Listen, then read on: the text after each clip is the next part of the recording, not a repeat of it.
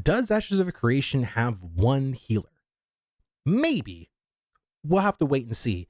But the reason why I'm bringing this particular subject to light is because, again, I am super passionate about this 64 class system. I really, truly want this system to work. But I think there are some downsides to the system, which we will go over. Before I get into that, though, I do want to give an extraordinary shout out to everybody that is watching on YouTube.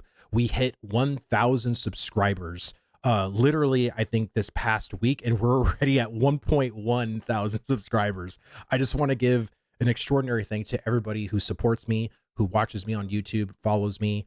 I cannot thank you enough for that. I was going to make a whole video dedicated to that, but it's like I really don't have much to add other than just saying thank you. I mean, you guys make it so gratifying to be on this platform and to talk Ashes, and that's what I want to do for you guys. So let's get into this video real quick. So Ashes of Creation, it has a 64 class system, but most people, when they go into Ashes of Creation, they won't have access to choose the 64 class system.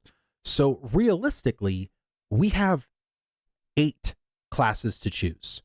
So if you are a healer main and you want to heal in Ashes of Creation, you have one choice, and that is the cleric. Now, I know that could seem very nervous and very nerve-wracking to, hey, I play a resto druid, I play a shaman, I play, you know, a white mage, I play a whole plethora of different healing classes from all these different MMOs. How can I find my healing style in Ashes of Creation from a singular class? Well, hey, future Vlhadus here. I just wanted to give a little bit of a shout out to the Golden Feather because they're trying to reach their watch hours and they need a little bit of help. So if you're watching this, go subscribe to the Golden Feather Tavern on YouTube, watch some of their amazing content, and help them reach monetization. Back to other Vlhadus. Let's talk about it for a second, okay? So the cleric, you'll have 8 options once you hit level 25, okay? So if you want to choose the cleric and the bard, you'll be able to become a scryer. If you want to be a cleric, you'll be a high priest. If you want to be a cleric fighter, you'll be the Templar. If you want to be a cleric mage, you'll be the Oracle. If you want to be a cleric ranger, you'll be the Protector. Cleric rogue, you'll be a shadow discipline or shadow disciple. And if you want to be a cleric summoner, you'll be a shaman. And finally, if you want to be a cleric tank, you'll be an apostle. So that really doesn't help people at level 1. Am I right? So at level 1, you basically can choose the cleric. But what if you have a particular style of hot healing? Can you just have a plethora of hots at your disposal as you level? Maybe, or maybe not. It truly just depends on how this ability talent system augments your playstyle or what you can choose from the cleric as you level. So the real choice and the real augmentation of how you can basically form fit your playstyle really starts coming in, not just at level 25. That's when you just make your secondary choice, right? But you have to keep leveling to actually start augmenting these abilities. You don't get all of your augments right at level 25. You just have now the potential to augment all of your early abilities, right? All of the foundational abilities that you leveled with from 1 to 25. And recently I was in an AMA with Steven Sharif, and I got to ask him this question. Can you explain the philosophy on why there is a singular option for tank main players or healer main players at the archetype selection screen?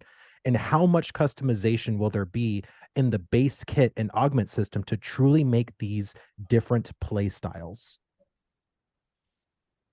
Well, let me make sure I understand the first part of the question. So you're saying, why is there a single option for healer and tank? Yes. I see. And can we get the tank name changed? Please. I think we did a poll on that in the community at some point a few years ago, didn't we? And I don't know how that poll turned out. Somebody should dig that up if you're watching in the audience. See if you can find that poll somewhere in the Ashes Reddit. I'd be curious to see what the sentiment was there. But to answer your question, let's start with the second half of that question when it comes to diversity.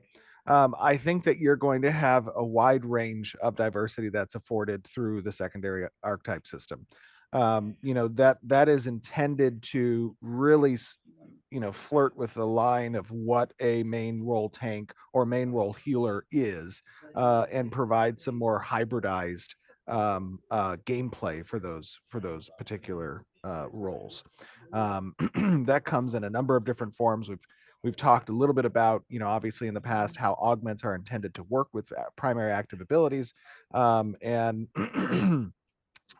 it is because the tank role and the cleric role are only afforded two of the archetypes that some of the most interesting, in my opinion, options of hybridization are going to come from those secondary choices with the tank and the healer.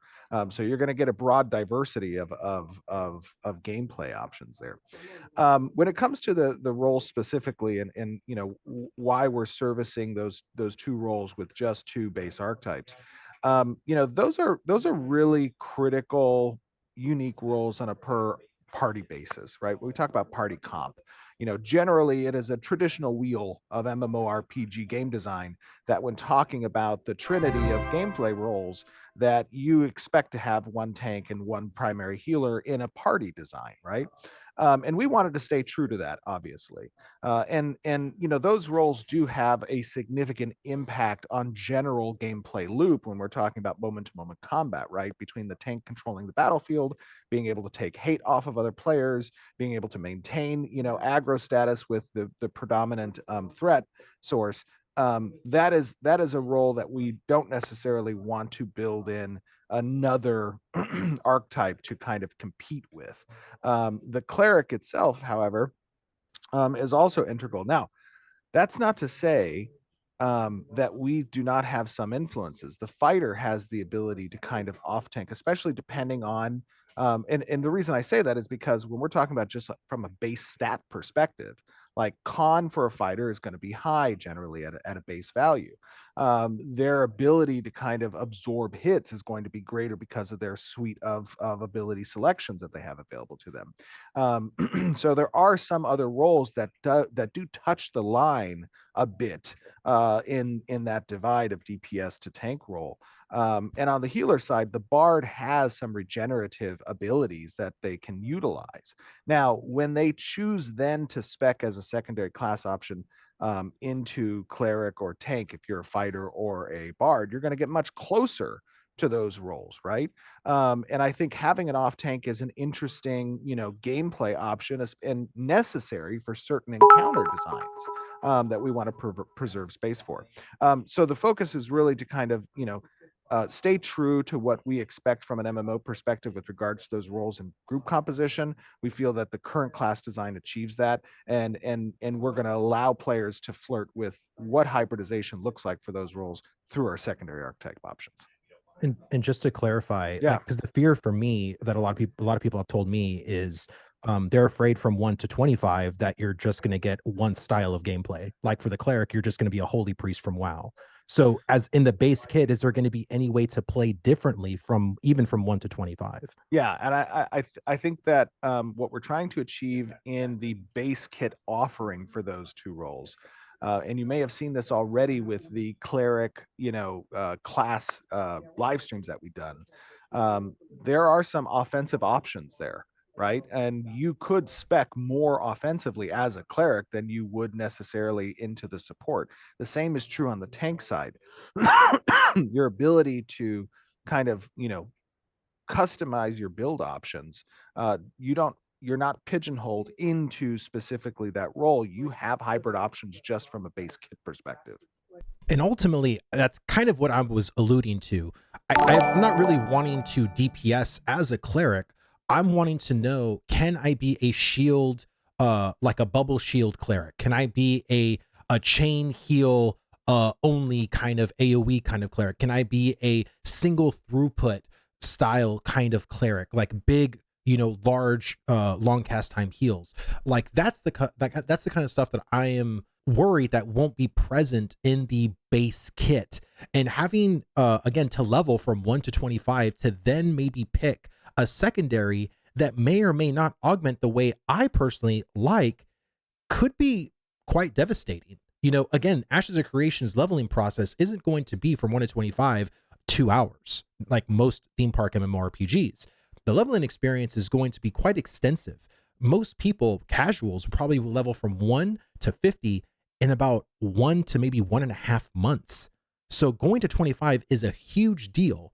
Then to hit 25 and to not have those kind of customization options, or better yet, if you're level 10 and you're kind of pigeonholed into only healing a certain way, that's also kind of devastating too. So for me, I feel like it's one of those things that we can't get away from. If you truly want to heal, you can only truly pick the cleric. I do want to read something from the wiki. It says cleric classes are the only classes that can fill the role of the primary healer. Classes with cleric as a secondary archetype will have self-healing benefits as well as limited healing benefits to other players. So will the secondary archetype, can you off heal?